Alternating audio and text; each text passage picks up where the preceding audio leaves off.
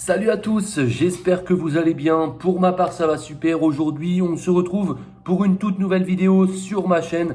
Alors, si vous êtes nouveau ou nouvelle, n'hésitez pas à vous abonner, ça fait super plaisir. N'hésitez pas non plus à activer la cloche des notifications pour être au courant de toutes les prochaines vidéos. C'est hyper important. Donc voilà, merci à tous ceux qui s'abonnent, qui activent la cloche des notifications. Pareil, si vous avez quelque chose à rajouter, n'hésitez pas à mettre un petit commentaire. Voilà, j'hésiterai pas à vous répondre, pardon. Et mettez, si la vidéo vous plaît, un petit like, ça serait vraiment super cool. Donc aujourd'hui, on se retrouve pour une vidéo d'actualité. On se retrouve pour parler de la sécheresse en France. Il faut savoir qu'il fait beau, il fait vraiment très très beau. Là, on ne pourra pas dire qu'on n'a pas eu d'été, etc.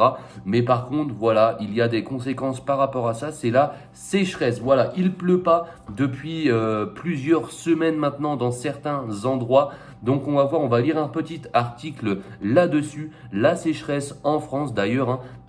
N'hésitez pas s'il y en a qui veulent le dire en commentaire, si chez vous il n'a pas plu depuis un certain temps. Voilà, n'hésitez vraiment pas à me dire ça à propos de là-dessus. Donc là, je vois directement la carte de la France avec les zones plus ou moins impactées par la sécheresse. Donc on peut apercevoir plutôt dans le nord, il y a beaucoup moins de sécheresse que par exemple dans l'ouest, la Bretagne.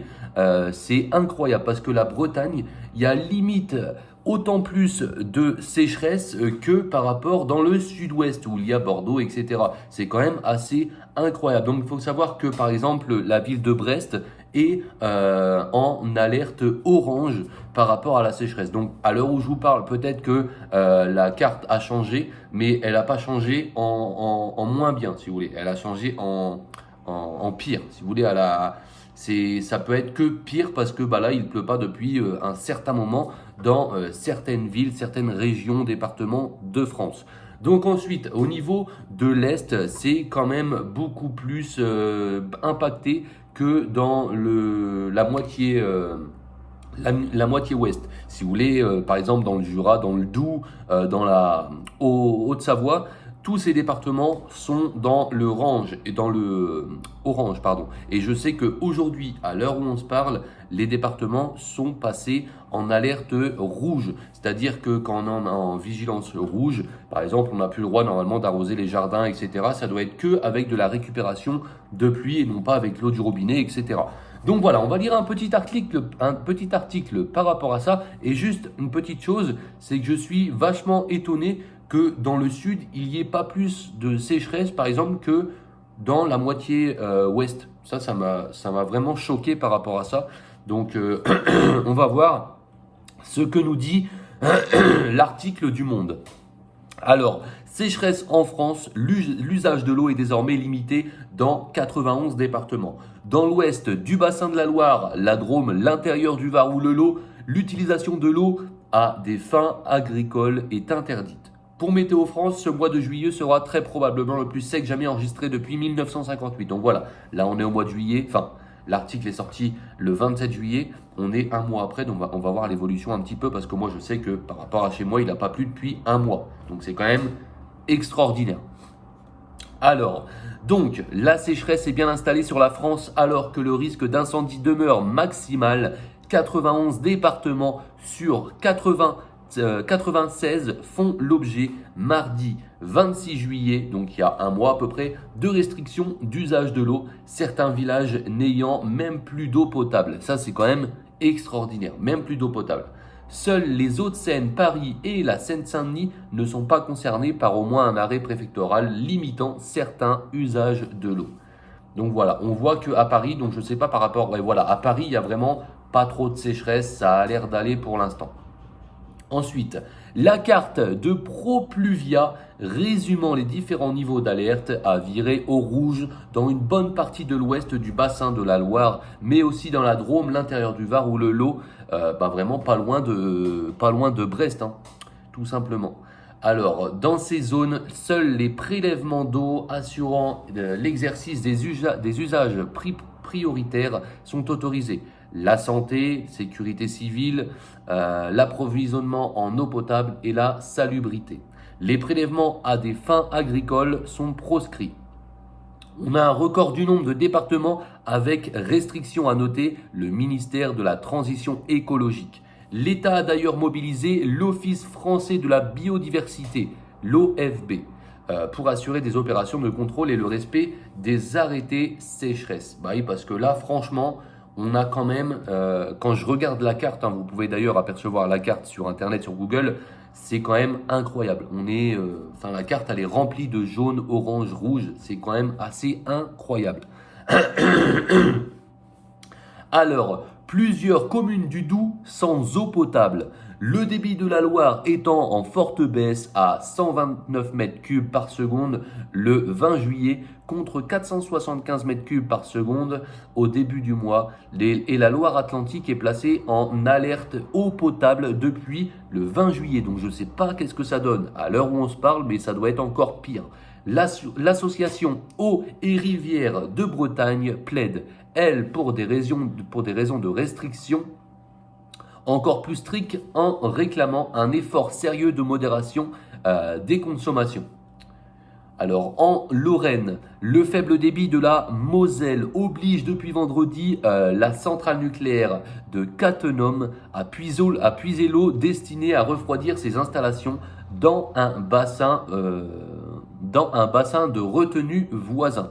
En Franche-Comté, la situation est également catastrophique, au point que plusieurs communes du Doubs n'ont plus d'eau potable et doivent être alimentées par des camions-citernes selon la préfecture. Donc ça, c'est complètement incroyable. Je ne sais pas si vous vous rendez compte, je trouve que c'est complètement incroyable. La circulation sur les fleuves et canaux est également très perturbée. La navigation est interrompue sur une partie du canal de Bourgogne et de la région de Nancy, tandis que beaucoup de péniches sur le Rhin ne sont chargées qu'au tiers de leur capacité pour ne pas racler le fond du fleuve. C'est quand même incroyable ce qu'on est en train de dire. Alors, sur le canal du Midi, les passages des bateaux sont groupés aux écluses afin d'économiser l'eau.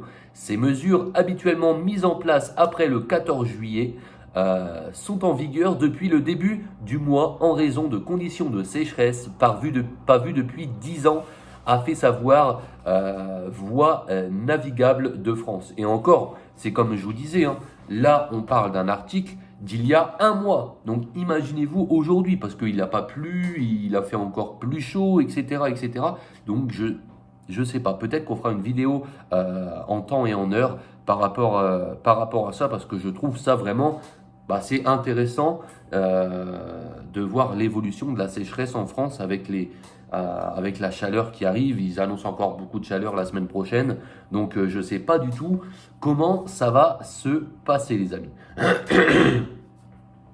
Alors, premier ou deuxième rang des mois de juillet les plus secs. Le mois de juillet 2022 sera très probablement le mois de juillet le plus sec jamais enregistré depuis 1958, a ainsi déclaré mardi une porte-parole de Météo France. En moyenne, sur la France, il est tombé 8 mm d'eau de précipitation du 1er au 25 juillet, soit un déficit énorme de précipitation. 8 mm d'eau, c'est quasiment rien, surtout en un mois, a précisé pour sa part Christian Vieille, climatologue à Météo France. Alors, on devrait être au premier ou au deuxième rang des mois de juillet les plus secs depuis 1958. Ça dépendra des derniers jours du mois avec une petite précipitation vendredi qui devrait donner de faibles cumuls, a-t-il précisé. Jusqu'à présent, le mois de juillet le plus sec jamais enregistré depuis le début des mesures de Météo France est celui de 2020 avec 16 mm de pluie cumulée. Donc en fait, c'est vrai que le réchauffement climatique, plus ça va, moins j'ai l'impression que l'été on a moins d'eau, il y a plus de sécheresse, il fait plus chaud, etc. Je ne sais pas ce que vous en pensez là-dessus, mais à voir dans les prochaines années aussi également. Alors les précipitations estivales servent à maintenir l'humidité des sols superficiels, à maintenir la végétation, a précisé le climatologue. Après le très fort manque de pluie, on est dans des conditions extrêmes au niveau des sols superficiels et le constate rien qu'en voyant l'état de la végétation en France, a affirmé Christian Vieille, donnant comme exemple des arbres qui souffrent tellement de la chaleur qu'ils perdent leurs feuilles. C'est une situation très difficile alors que nous sommes que fin juillet. Oui, parce qu'il y a août, donc là on arrive au mois d'août, Et bah non, d'ailleurs, on est en juillet. Donc l'article, alors attendez, l'article date du 26 juillet, d'accord. D'accord. Non, parce que moi, je me trompe dans les mois. Donc, ouais, ça remet tout. Ok, mais vous m'avez compris, c'est le principal. Donc, je sais même plus ce que j'étais en train de dire. On va continuer. Donc, le risque d'incendie toujours élevé dans le sud. De son côté, le Vaucluse a interdit l'accès à l'ensemble de ses massifs forestiers pour la journée en raison du risque élevé d'incendie. Idem pour les Bouches-du-Rhône, où la préfecture a prolongé jusqu'à mercredi la fermeture des 25 massifs forestiers du département, dont le très touristique parc national des Calanques. Alors, le Var ou la Haute-Corse ont également bouclé plusieurs massifs. Les préfectures appellent à adopter des comportements préventifs pour ne pas risquer de provoquer un incendie. Mais aussi à donner l'alerte en cas de départ de feu. Lundi, les deux incendies qui ont brûlé pendant 12 jours plus de 20 000 hectares de forêt en Gironde ont été fixés, a annoncé la préfète de la Gironde, Fabienne Bussiot. Alors en Bourgogne, l'alerte rouge sécheresse ne concerne que la zone de Beaune, la Côte d'Or, réputée pour ses vins, laissant entrevoir des vendanges encore très précoces. Le record de 2020 pourrait même être battu lorsque la récolte avait démarré le 16 août, du jamais vu depuis 1556. 1556, est-ce qu'il ne se serait pas trompé avec 1956? Juste avant, c'était quoi? Alors là, on est là. Juste avant, ils avaient dit... non, bah, ça doit être ça. 1556, ça me paraît... Je sais pas. Alors, inquiétude pour l'agriculture et la faune. L'agriculture souffre, elles aussi, dans des zones a priori épargnées par le manque d'eau. Dans le Pas-de-Calais, par exemple, Jean-Pierre Clippé, responsable local de la Fédération départementale des syndicats agricoles, la FDSEA, s'inquiète de rendements qui décrochent alors que le boulonnet des collègues disent que c'est pire qu'en 1976. Ils ne savent pas comment ils vont nourrir leurs bêtes cet hiver. Et ouais. La faune, elle aussi, tire la langue avec des points d'eau qui se raréfient, forçant les animaux à faire beaucoup plus de distance. Ce qui augmente le risque de collision sur une route ou d'épuisement à la recherche d'eau, s'alarme Jean-Baptiste Descotes de la Ligue pour la protection des oiseaux Auvergne-Rhône-Alpes. Toutes les espèces sont vraiment très touchées avec des larves qui ont été séchées sur place. Ça, c'est quand même incroyable. Je ne sais pas ce que si vous vous rendez compte. Donc là, c'est la fin de cet article. Mais quand on regarde la carte de la France, donc ça, c'est vraiment la carte de la France, c'est actuellement. Donc on a des zones, tout à l'heure je croyais que c'était il y a un mois avant, mais non. Là on a vraiment des zones qui sont assez blanches, il n'y a pas d'alerte par rapport à ça, donc je peux vous donner les départements. Le 76, le 80, 60, 02, donc ça c'est un peu tout ce qu'il y a dans la moitié nord. Même le 10, ça va encore. Ensuite, dans la moitié sud-ouest, on va dire, on a le 09 où il n'y a rien du tout. Le 40, bon, un petit peu. Le 33, un petit peu aussi, mais ça va. Mais directement, après, on passe directement à des zones assez impactées par cela, notamment